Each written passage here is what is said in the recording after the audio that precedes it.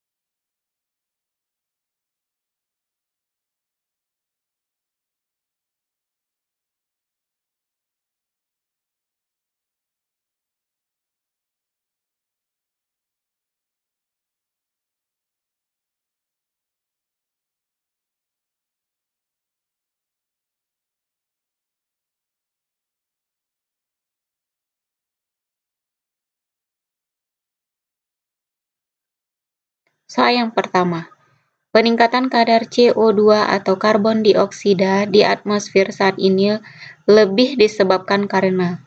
Jadi kalau lebih disebabkan ini berarti faktor utamanya karena A. Respirasi makhluk hidup, B. Pembakaran bahan bakar fosil, C. Lubang ozon pada atmosfer, D. Biomasa pada biosfer.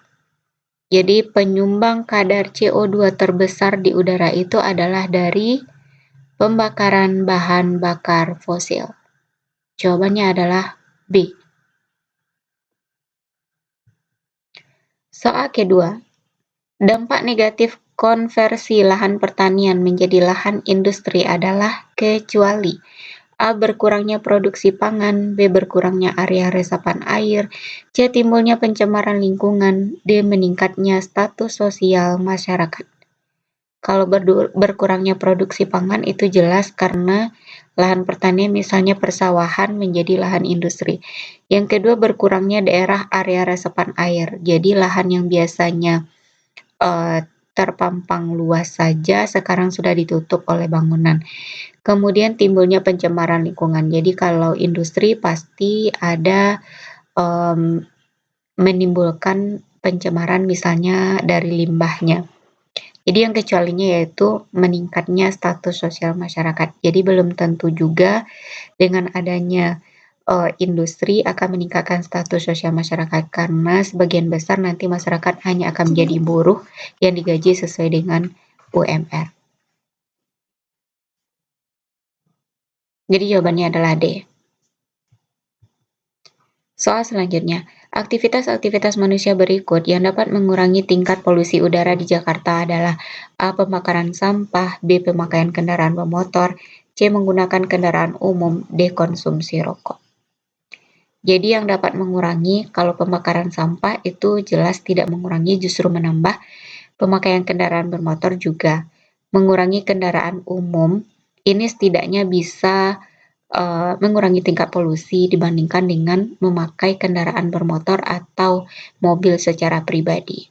Jadi jawabannya adalah C. Soal selanjutnya, petani buah menggunakan pupuk kimia untuk meningkatkan hasil produksinya. Akibat penggunaan pupuk kimia secara berlebihan terhadap keseimbangan alam adalah A. Hewan dalam tanah akan semakin banyak, B. Populasi gulma akan meningkat, C. Populasi hama akan meningkat, D. Air dan tanah menjadi tercemar.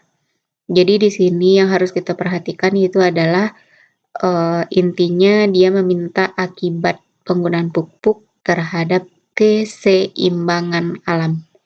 Jadi jawabannya adalah D. Air dan tanah menjadi tercemar.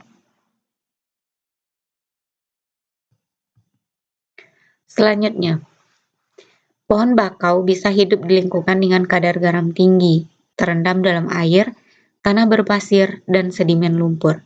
Bakau memiliki benih yang dapat bertahan lama hingga berminggu-minggu terbawa arus air. Adaptasi yang dilakukan pada ilustrasi ini bertujuan untuk A. Bertahan hidup pada lingkungan, B. Tidak mudah disapu gelombang, C. Memperoleh makanan dengan mudah, D. Melindungi diri dari berbagai hewan pemangsa. Jadi makhluk hidup itu beradaptasi dengan tujuan yang berbeda. Sedangkan pada ilustrasi pohon bakau ini beradaptasi bertujuan untuk bertahan hidup pada lingkungan. Jawabannya adalah A.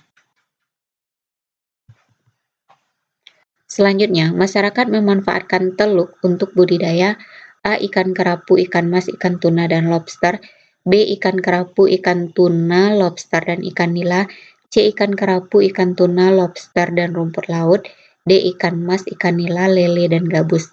Jadi kata kuncinya di sini adalah teluk. Kalau di teluk tentu perairannya adalah air asin, maka ikannya adalah ikan air laut. Jadi tidak termasuk ikan air tawar. Maka jawaban yang benar adalah C. Ikan kerapu, ikan tuna, lobster, dan juga termasuk tumbuhannya yaitu rumput laut. Jawabannya adalah C. Soal selanjutnya, perhatikan pernyataan berikut. 1. Memancing ikan tanpa merusak karang. 2. Menjaga kebersihan laut dari sampah dan endapan lumpur. 3. Tidak mengambil terumbu karang untuk bahan kosmetik dan obat-obatan. 4. Tidak menginjak terumbu karang saat menyelam atau berenang di laut. 5. Tidak menurunkan jangkar perahu atau kapal di kawasan terumbu karang.